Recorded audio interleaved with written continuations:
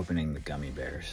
There is a water leak somewhere in this camper, and I have been on the phone with the RV helpline, and they were walking me through some of the water connections I didn't even know were available to look at. And I have been looking at everything, turning water off and on.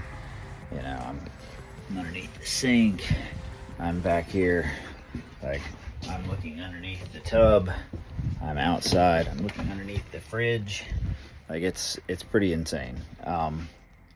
So I'm determined I'm going to figure this out, but it is not fun. So tonight I'm going to motivate myself with a few gummy bears. Yep.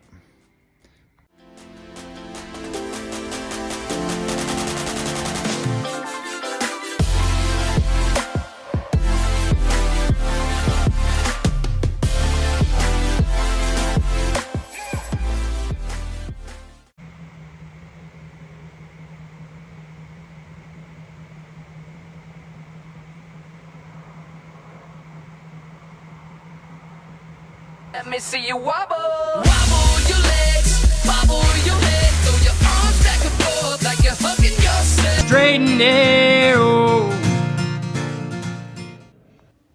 Ashland Loop Road is a gravel one that you can climb to get to a lot of the trailheads that are higher in the mountains. A lot of the trails here are bench cut, which means they're cut into the side of the hill. So Tuesday I decided to drive over and see if Getting Gear was open. Of course not. That was the one day they were closed.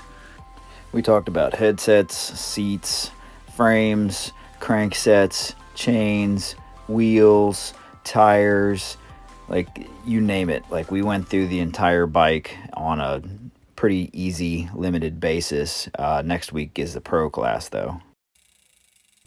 This is an experiment in video editing and also sharing my adventures with you. Here you can see a trail tour that I've created, and you can see that video separately in its entirety. Happy Saturday. It's the end of the week, and I completed my basic class this week. Got my little certificate. Met a bunch of great people, took apart some bikes at a basic level. Next week starts the pro class, which is going to be super in-depth, and it's also going to involve a lot more advanced wheel building and suspension work and stuff. Meanwhile, I've been fighting a leak in the camper, and this was the offending joint right here.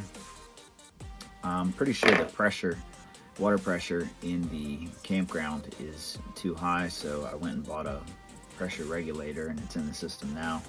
Put in an extra valve. I think water was just leaking down the one hose to the pump, and the pump itself wasn't leaking, but it does say pressure rated on it like 45 psi, so it's a possibility that it was overpressurizing the seal on the pump. I don't know.